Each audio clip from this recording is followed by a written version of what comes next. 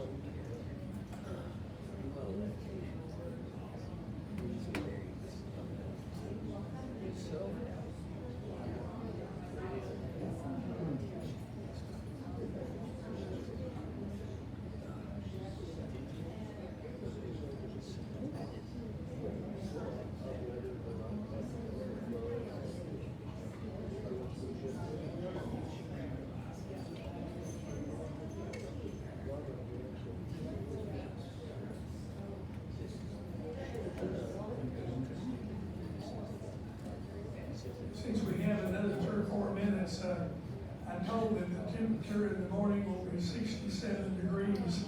So if anybody wants to go out and take a stroll, it's a good morning to do that. So.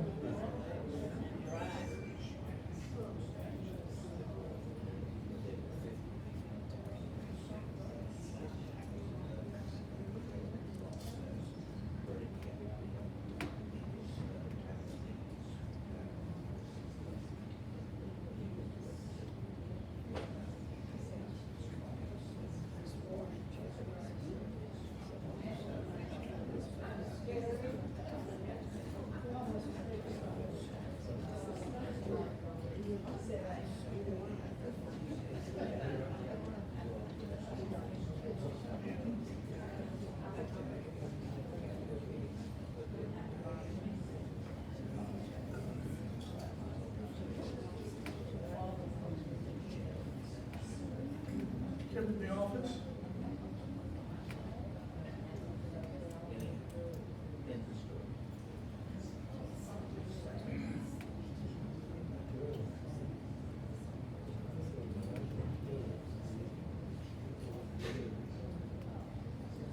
Well, I think we may have reached the witching hour to start, since I thought it started at 7 o'clock, and I thought we'd not have to just have a hand of bridge with the 3 or 4 of us that were here.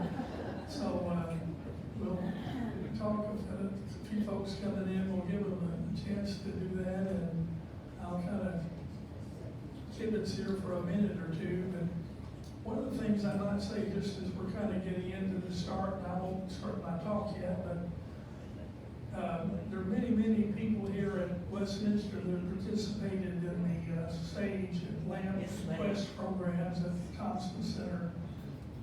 In many ways, these remarks were really put together for one of those talks at a time when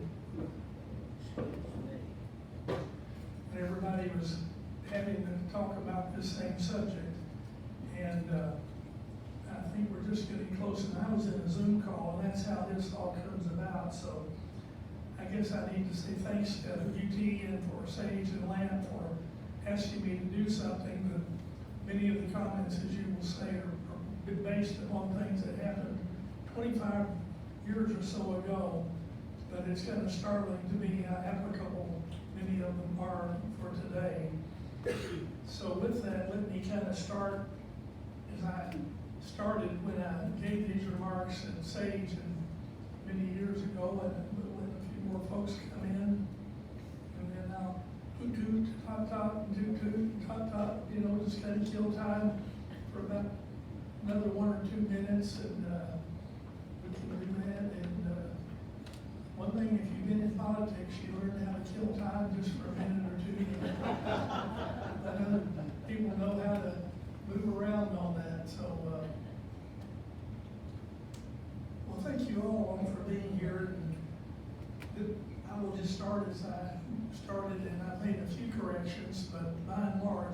pretty much the way that these remarks were put together back in 2004. It starts out that not long ago I gave the keynote address for the statewide organization of newly elected county. Can everyone hear okay? For the statewide organization of newly elected county judges and commissioners. Some of my remarks for that occasion were borrowed from that presentation. And so for the non-Texans in the audience at the SAGE meeting, I had to point out that there are 254 counties in Texas, and each county has one county judge and commissioners. So that was basically the organization, and half of them were elected every year, so each year you were electing about half of those. And they came from all those counties, from a county that had 300 people to Harris County, which had several million people.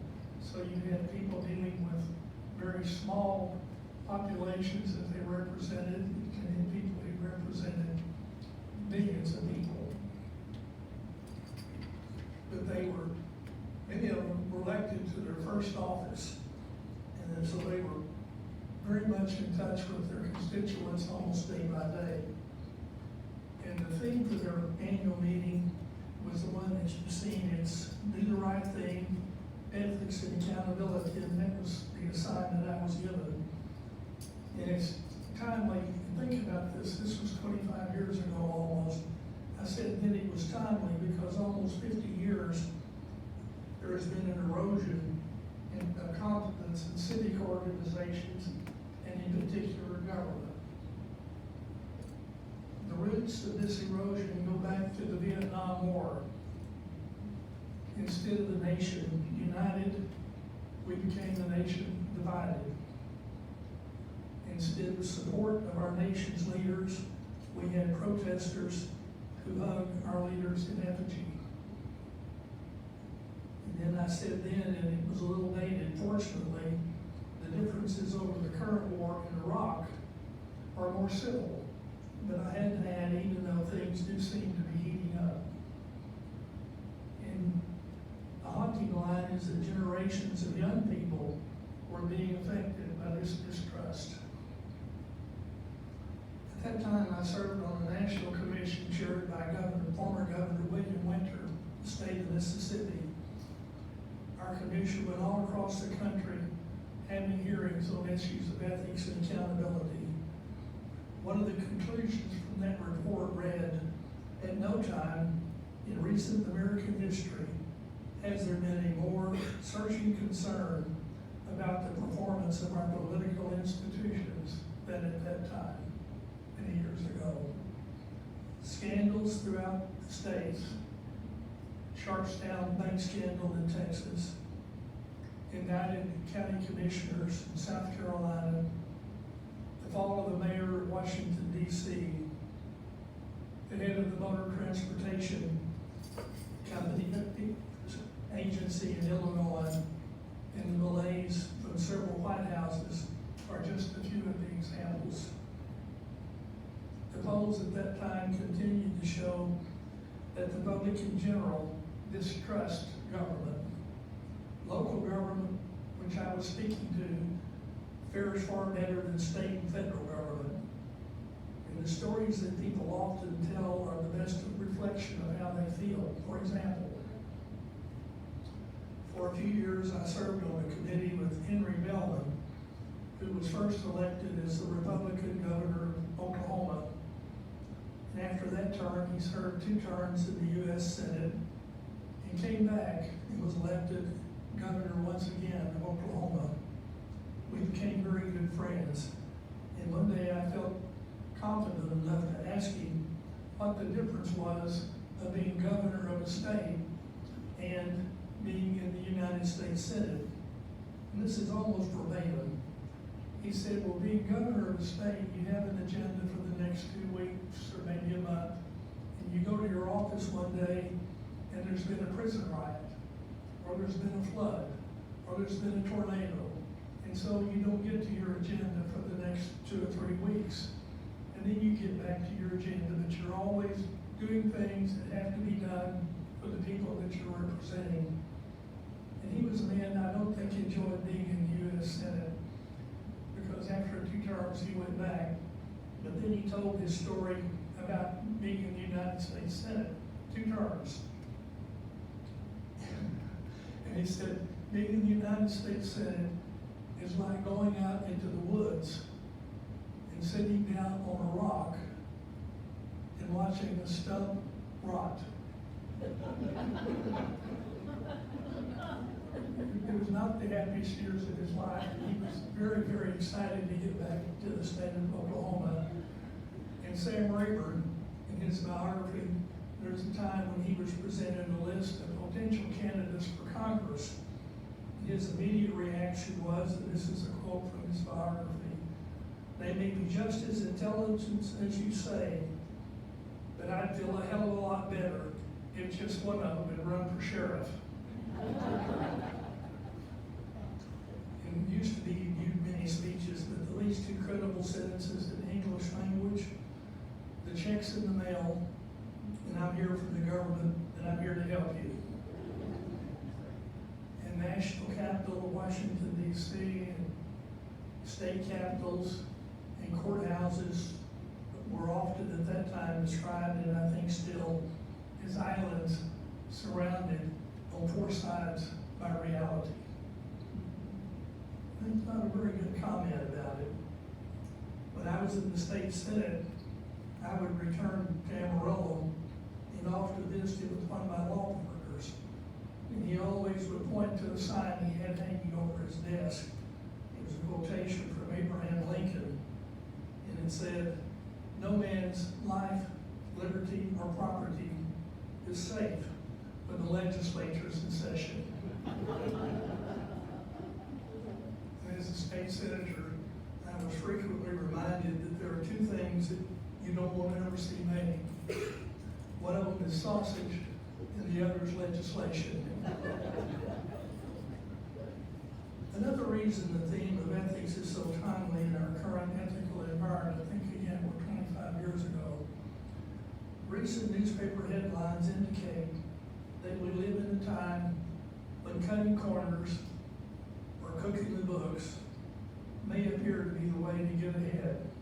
Some of the examples: the Swedish car maker, Volvo, one of the most revered companies in the world, ran television commercials by showing a row of cars with some of its competitors in a Volvo run over one of those huge tractors with the big wheels.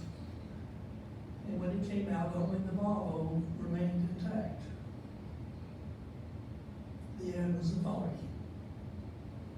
The Texas Attorney General pointed out that Volvo had reinforced its car with steel and wood to run the ad.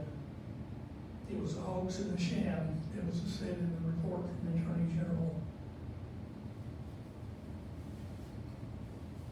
And then Volvo ended up paying a very large fine, admitting that it was not correct. And it besmirched the reputation of one of the grandest companies in the world. Why in the world did they do that? An up-and-coming bright research scientist at Bell Laboratories falsified his research. And this is a quote: "By fabricating data and graphs and papers published over 4 years." The lead sentence in the October 2002 New York Times story reads, "It was a bleak day for science last week when research that seemed destined to win a Nobel Prize was determined to have been faked." His career is wrecked, and the scientific world has lost a bright mind. A fellow scientist and a recent winner of the MacArthur Award raised the ultimate question: what in the world was he thinking? At that time, again, 20-some odd years ago, I was with a Georgia attorney who prosecutes medical doctors for Medicare and Medicaid fraud. He told me that many competent, highly trained physicians in the state of Georgia were going to lose their license. Many of them were going to jail because of greed. They had falsified falsified the records in order to make more money. And to me, one of the most shocking illustrations at that time is the story of 8 Marine officers, a 2-star general, 3 full colonels, and 4 other officers who were charged with misconduct in the falsification of the maintenance records on the V-22 Osprey aircraft. 2 were reprimanded, which effectively ended their Marine career. Others were given closed-door disciplinary hearings. Some were dismissed because they were, quote, following orders to falsify the maintenance reports. The investigative report had what to me is a chilling sentence that read, there was no direct evidence, remember the word direct, that the falsified reports had contributed to 2 subsequent Osprey crashes that killed 23 Marines. These were officers trained and promoted in a branch of the service that prides itself on honor. What was going on in the minds of those officers? All of this is, many at that time, many of you may also have seen the photos of the crash of the spacecraft Columbia. And we've read reports of the investigation into whether tiles coming off may have contributed to that tragedy.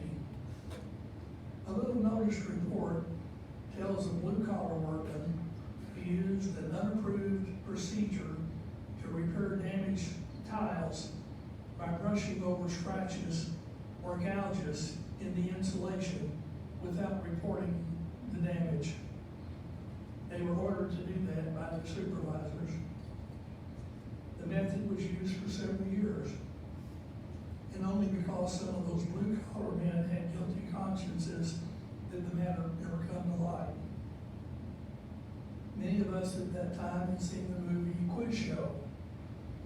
It's a true story based on the television blockbuster, The $64,000 Question, in which 2 contestants sit in a soundproof box, all in view of the television audience, and they answer questions.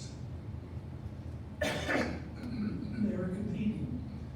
And the story is about an eminent scholar, Charles Van Doren, a young professor at Columbia University, whose father was Mark Van Doren, a very distinguished literary scholar.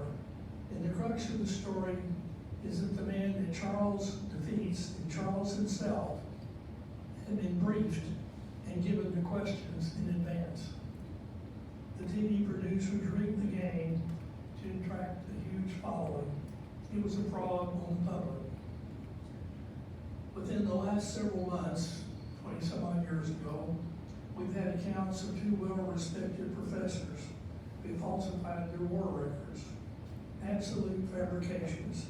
Noted journalists who quoted extensively from other authors' work without proper attribution, and the list goes on. American journalism is not immune to those ethical failures. Michael Gedler, in a recent Washington Post column, had this to say: American journalism needs a little restoration these days because it has been damaged from within by a handful of reporters who have plagiarized, falsified, or simply made things up. Some of the more notable cases in the media were Jason Blair, a 27-year-old reporter for the New York Times, Jack Kelly, the star reporter for the nation's largest circulation newspaper, USA Today, Stephen Glass of the New Republic, and Janet Cook of the Washington Post. Most of you would remember March 31st cartoon. This was in Austin, so people who weren't from Austin wouldn't have. By Ben Sargent, one of the great cartoonists of this area. It was said in the newsroom of the Pinnacle County Weekly Star. The editor comes in with the message, raising it up, message from the publisher. He said, the publisher says our paper's finally hit the big time. And they all go around and say, what do you mean? The editor points to a woman standing behind him and replies, and the quote was, it turns out that Margaret Louise simply made up everything about this year's Petunia Festival. Absolutely made up, and they won a big award. Let me shift gears very briefly to the volcanic eruption at that time. Go back to that, which we would call Enron, WorldCom, or Tyco. Respected business and community leaders appear to have betrayed their employees and investors, wrecking retirement plans of thousands and devastating some of the largest companies in the world. An energy trader who entered a plea said that we were instructed to dummy up the power delivery schedules and to submit false information to the state of California to effectively increase the cost of all the market participants and to knowingly increase what was called a congestion cost. The state of California estimated that its citizens were overcharged, to think about this 25 years ago, $12 billion. In November of that year, during a steam company, many of my friends had gone to work there, the Williams Company in Tulsa, Oklahoma, agreed to a $417 million settlement with the states of Washington and California for defrauding them on some issues or misrepresenting. And it goes on. Highly regarded law firms' reputations were tarnished. A major accounting firm no longer exists. Once respected community and business leaders were going to jail. Many of those companies did not survive. How in the world can conduct like this happen? How do we explain it? Here are some of the reasons given in the news accounts. Employees operated in a, quote, work environment where shortcuts were occasionally taken because of pressure to meet production deadlines or to please management. The Marine Investigative Report, quote, suggests that the high-pressure atmosphere around the B-22 program, which had been a high priority of senior Marine officers for years, caused Colonel Leverman to believe that he needed to take swift and drastic action to make the aircraft appear more reliable than it was. And even after the Volvo settlement, USA Today, in a review of car advertising, called Volvo's ads and the car crushing ad in particular one of the most effective television promotions in 1991 model year, because that's exactly what it was intended to do, to sell cars. In an interview about the Bell Lab scientist, we learned that one consequence of such action is this quote, this guy got the professional equivalent of the death penalty. So he has no career now. He's got absolutely nothing. It's finished. It's intellectual suicide. And one of the best insights into the journalism problem comes from Debbie Howlett, USA Today's correspondent in Chicago, reported in the New York Times interview. She said, yes, Jack fabricated many, many stories, but he was aided and abetted by editors who were hungry for prizes and weren't nearly skeptical enough. Let me kind of conclude this dark side of this presentation by giving you a reference to a new book, one I've yet to read, but a thorough quick look says it is a must read. I just received a copy of Eddie Callahan's The Cheating Culture, Why More Americans Are Going Wrong to Get Ahead. Robert Reich and the Lord on the book jacket has this to say. Here, finally, a lucid explanation for why America seems to be on its way to becoming a nation of cheaters. Cheating begets cheating from our boardrooms to our classrooms. With verve and insight, Callahan shows that too many Americans feel that the dice are already loaded, so they might as well give them an extra roll when no one's looking. Let me now turn from the dark and bleak to what I hope is a more optimistic look at how to do the right thing. Recently, Scott Russell Sanders, writing in the Christian Science Monitor, reviewed a new book by Derek Bell entitled Ethical Ambition, Living a Life of Meaning and Worth. I'd like to start my what I hope are more positive remarks by quoting the introductory paragraph from that review. Is it possible to be successful as the world measures success and also morally responsible? Is it possible to rise to a position of leadership, even a generous income, and even achieve a degree of celebrity while adhering to a strict ethical code? In the face of our corporate crime wave, with its cast, and these are his words, of heretical CEOs, lax lawyers, crooked accountants, sleazy brokers, shoddy regulators, and bribed politicians, you might be inclined to say no. As the white-collar wrongdoers parade across the television screens, which they were doing at that time, young people in particular might suppose that succeeding in business or government requires playing along, bending the rules, wearing blinders. I would like to quote Derek Bell by insisting that we need not abandon our ethics in order to pursue our ambitions and our desire to succeed. There's an operating principle for Mark Twain which seems to cover it all. Mark Twain said, "Do what's right, you'll please some of the people, and you'll astonish the rest." My former colleague, Barbara Jordan, maintained that ethical conduct is not complicated. And here's her definition. She said, ethical conduct is being honest, telling the truth, and doing what you said you're going to do. It may not be complicated, but it does not mean that it's easy. And it's personal. It starts with the, I'll do this. It starts with the individual. It starts with you and me. Let me share two stories that are part of my own life.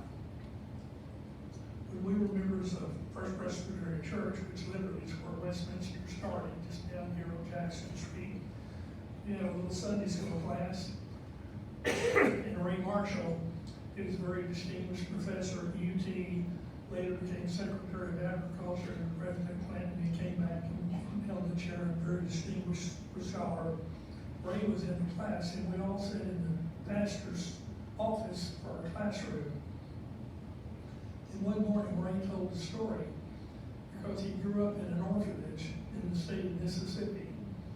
And when he was 11 or 12 years old, they had a retired federal judge who came in to be the teacher. And he gave them a written assignment. Ray said he worked very hard, thought he'd done a good job. And one day, the judge came in and sat down on the edge of his desk, and he said, "Ray, God's coming to my rescue." "Thank you, sir."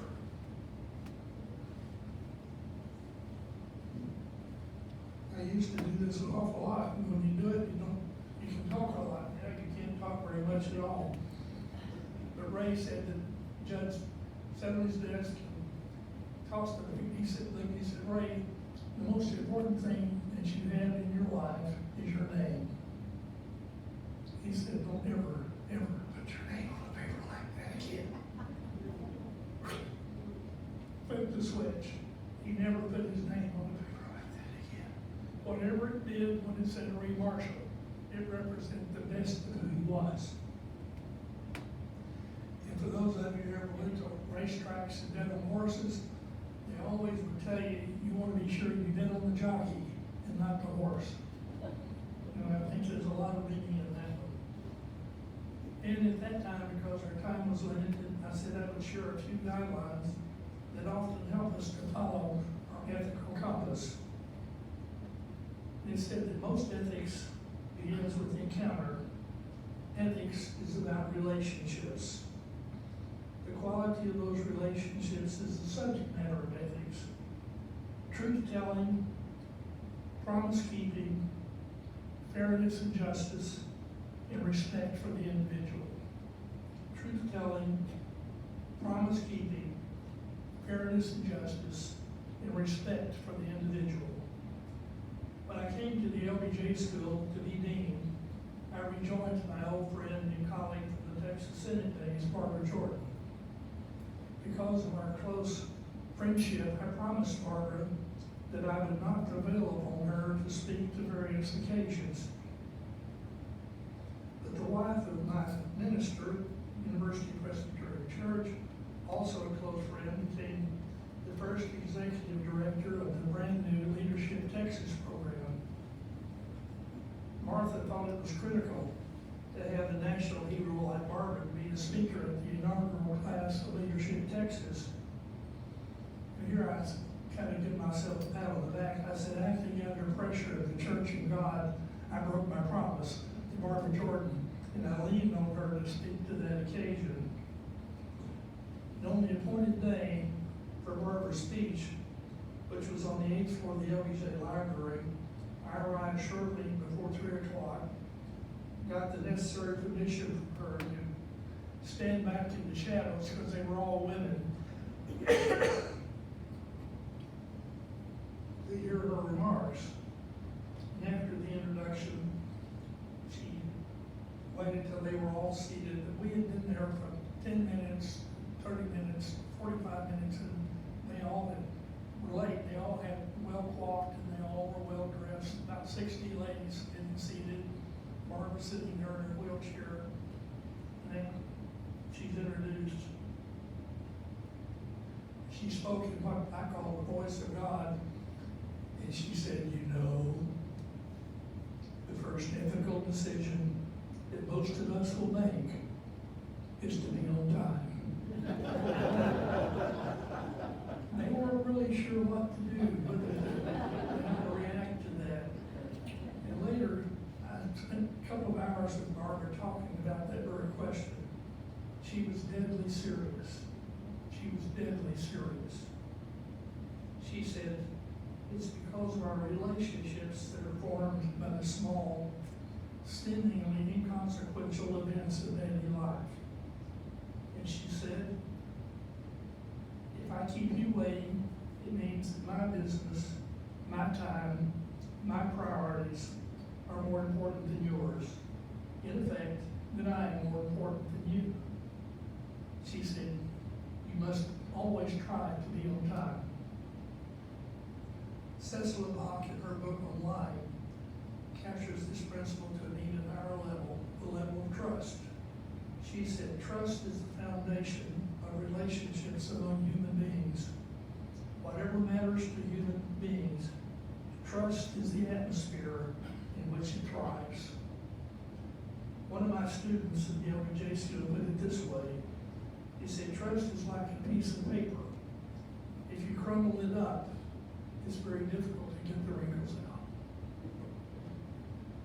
The track record voters expect in newly elected public officials, and think I'm speaking to county commissioners and judges and public services, to be there when they're needed, to dependably provide the service expected, and most especially respect the dignity of those who they represent.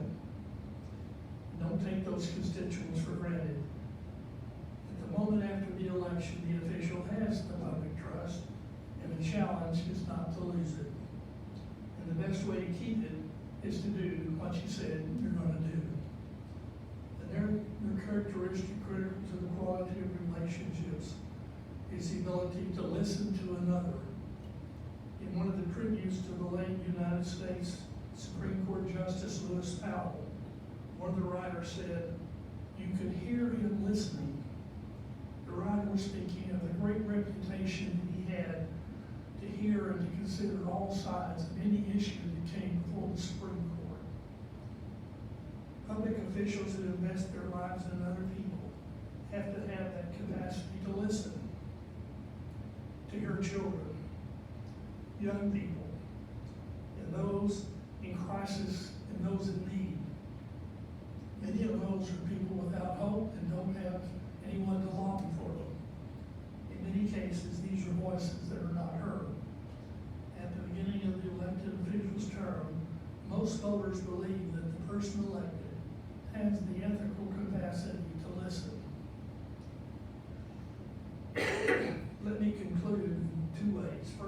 Derek Bell concludes his book. In other words, we can be ambitious, strive for success, if our ambition is powered by a passion for the good and just that may include your own personal comfort but goes far beyond it. Then our sense of success be broader and deeper than us and our kin. Let it inform the choices we make, big and small, public and unseen. We need not aim for sainthood, but by striving to choose ethically, no matter the success rate, we will have cumulative wealth of knowledge and experience to draw on and pass on and will pay dividends throughout our lives and beyond. Through our choices, day by day, we will be the success that we aim for.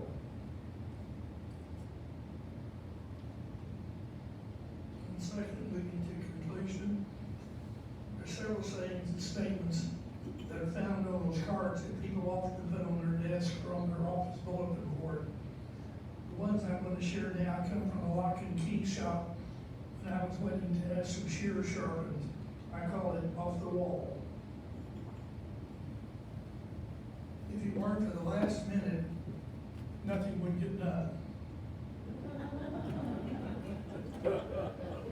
If you tried to do something and failed, you're vastly better off than if you tried to do nothing and succeeded. And a lack of planning on your part does not constitute an emergency on my part. Things seem to be going better, you've overlooked something. Genius is the ability to work by doing it right the first time. And then one that a lot of times it's hard to use, but if you have a frog to swallow, don't look at it too long. From one of Bill Moyer's interviews, there's a provocative mandate for the ethical person. Bill Moyer said, you ought to do more than what is required and less than is allowed. And a final reminder from my friend and colleague Margaret Jordan, be honest, tell the truth, and do what you said you're going to do. And there you have it, thoughts from 25 years ago.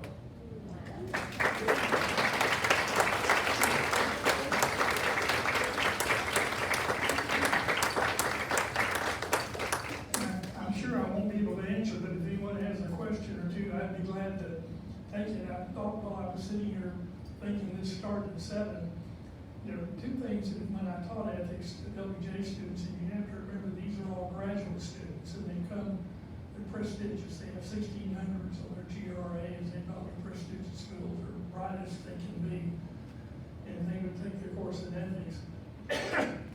And one of the first papers we had that I required was a paper for them to think of some significant lie they had told and to write their paper on that based on Cecil Box book on lying.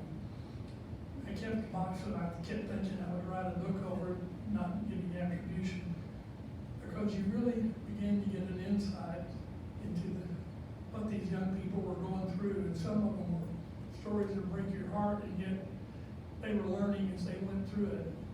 And the other thing that we did, we read at the end of the final exam had a box of movies, or they would pull a movie out, and their final exam was to look at the ethical issues in those movies. And they would take it. You had The Mission, you had Missy, you had a lot of the great movies that we heard all through the years. And one of the things that we read, and I would urge any of you that might be interested to look at it for another reason, but we read T.S. Eliot's play, Murder in the Cathedral.